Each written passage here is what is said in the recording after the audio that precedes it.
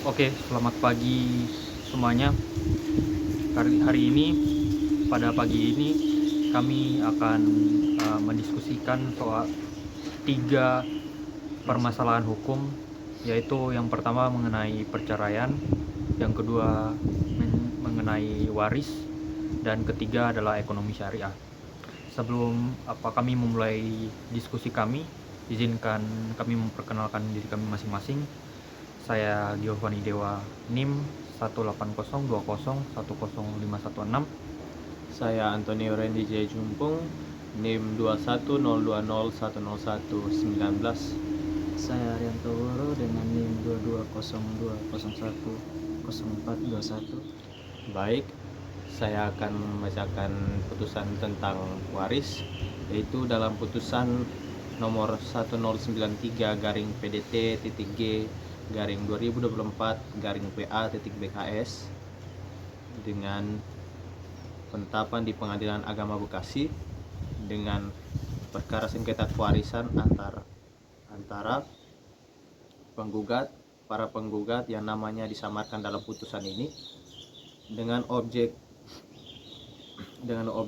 pembagian waris. Yang pertama, tanah seluas 5.185 hektar sebagaimana di bukti SHM 1843 garing Bintaro dengan alamat disamarkan. Yang kedua, tanah seluas 451 meter persegi dengan dasar alas hak akte jual beli rumah dan pemindahan hak nomor 124 tertanggal 12 September tahun 1989 yang terletak di alamat disamarkan. Yang ketiga, tanah dan bangunan seluas 4.825 meter persegi sesuai dengan dasar alas hak sertifikat hak milik nomor 428 Karang Tengah yang terletak di Kelurahan Karang Tengah, Kecamatan Cileluk, Kota Tangerang, atas nama disamarkan. Yang keempat, tanah dan bangunan seluas 120 meter persegi dengan alas hak akta penjualan dan pembelian nomor 189 tertanggal 18 September tahun 1989 yang terletak di alamat disamarkan dan nama disamarkan.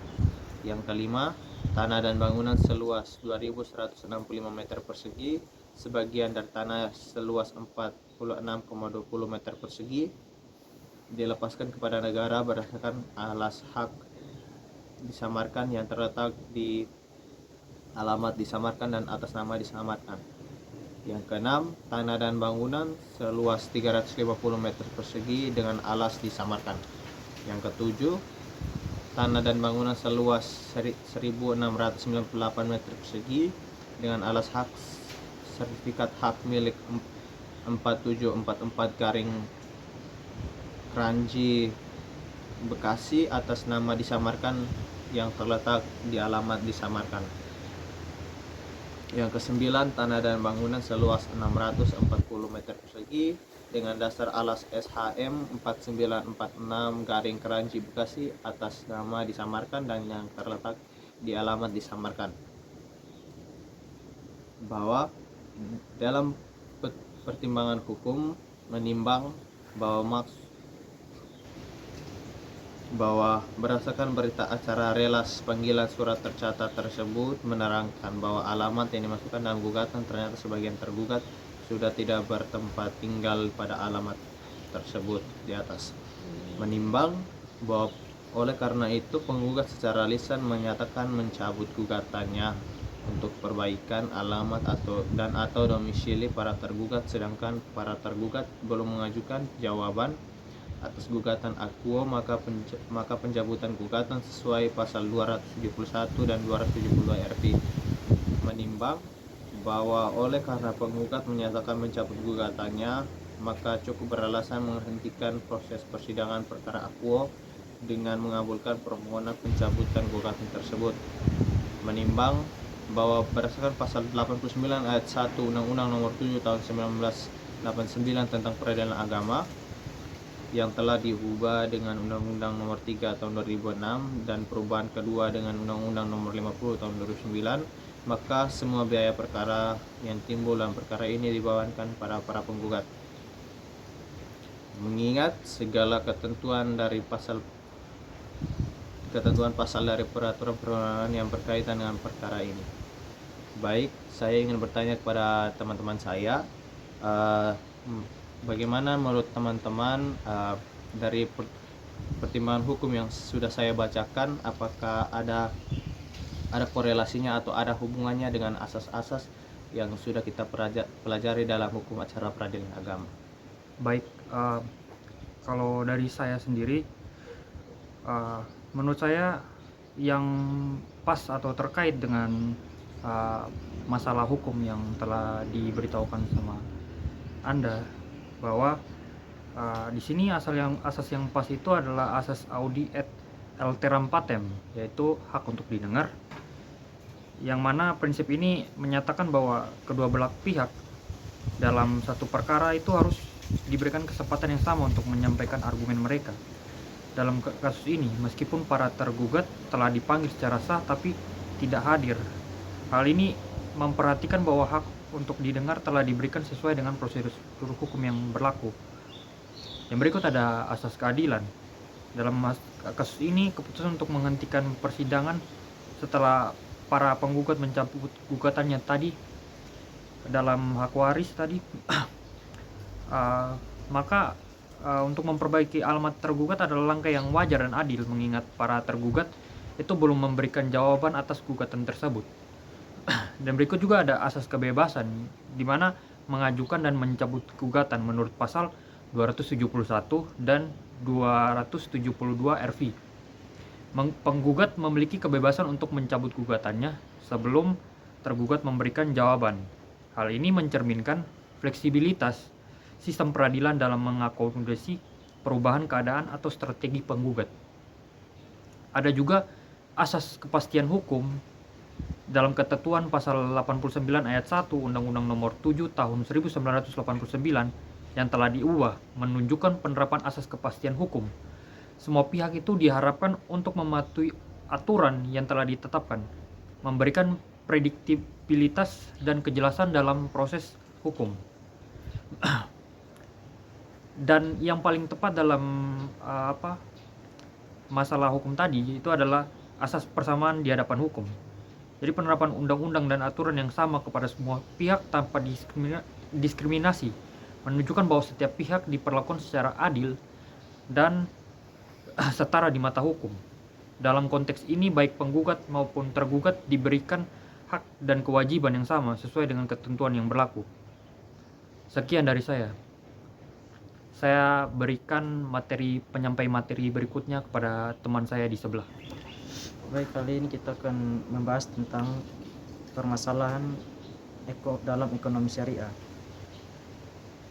Dalam permasalahan ekonomi syariah ini menyangkut dengan sengketa Bank Syariah Indonesia TBK melawan Sri Remirsa Raharyuni tentang penggabungan 3 bank syariah sebagaimana dalam pasal Akta Penggabungan nomor 37. Dalam pertimbangan hukum menimbang bahwa maksud dan tujuan gugatan penggugat adalah sebagaimana telah diuraikan di atas. Menimbang bahwa penggugat telah menyatakan mencabut gugatannya.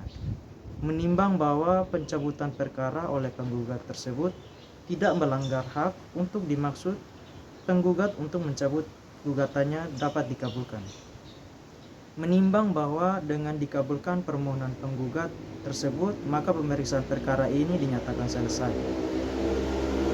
Menimbang bahwa oleh karena pencabutan perkara ini dilakukan setelah proses persidangan dilangsungkan, maka biaya yang ditimbulkan dalam perkara ini harus diperhitungkan. Saya ingin bertanya kepada teman-teman, penerapan asas dalam kasus ini yang bahwa sengketa dalam bank syariah menggabungkan 3 bank dengan Sri Remirsa.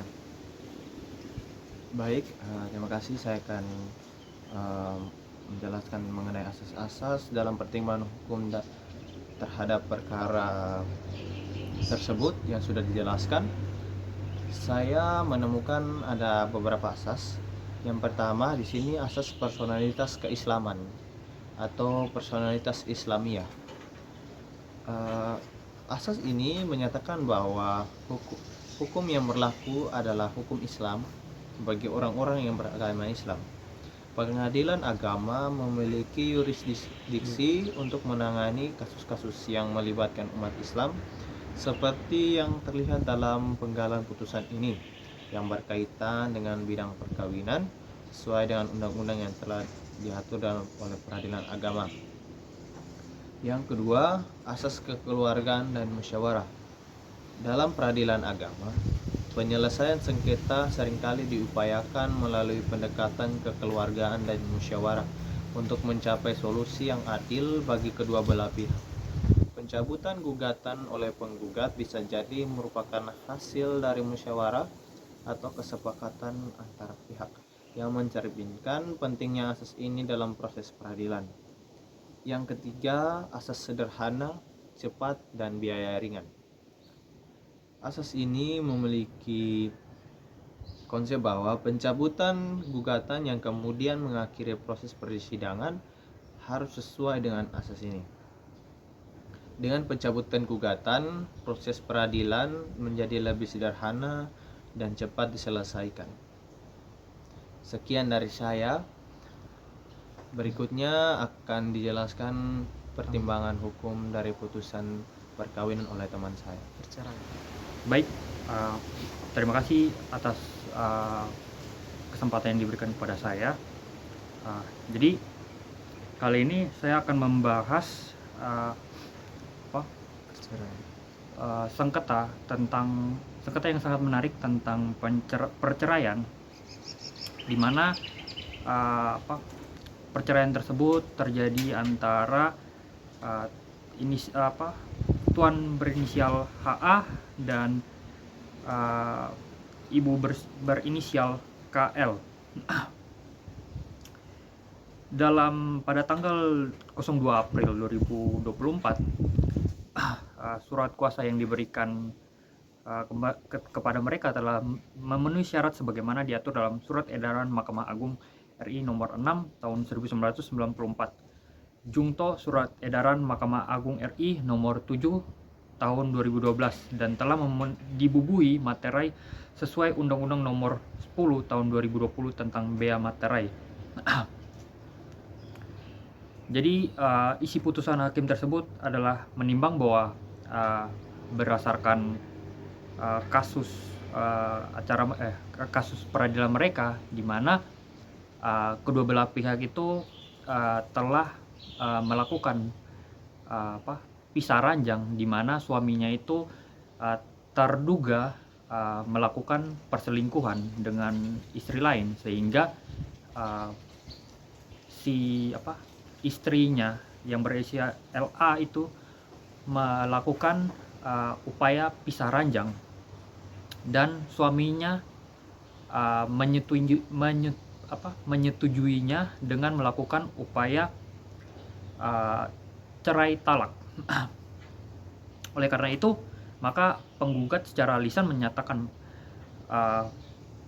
panggilan terhadap si LA tersebut untuk melakukan cerai talak, dan bahwa karena penggugat menyatakan mencabut gugatannya untuk bercerai dengan LA, maka cukup beralasan menghentikan proses persidangan perkara akuo dengan mengabulkan permohonan pencabutan gugatan tersebut berdasarkan pasal 89 ayat 1 Undang-Undang nomor 7 tahun 1989 tentang peradilan agama yang telah diubah dengan nomor 3 tahun 2006 dan perubahan kedua Undang-Undang nomor 50 tahun 2009. Maka semua biaya perkara yang timbul dalam perkara ini dibebankan kepada para penggugat.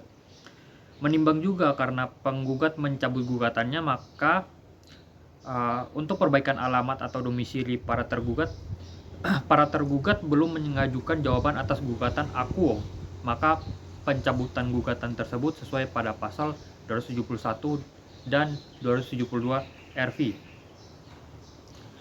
Jadi di sini karena ada kasus uniknya, itu adalah si pelaku perselingkuhan itu melakukan pisah ranjang, melakukan perselingkuhan dan melakukan cerai talak, maka di sini saya ingin bertanya, apakah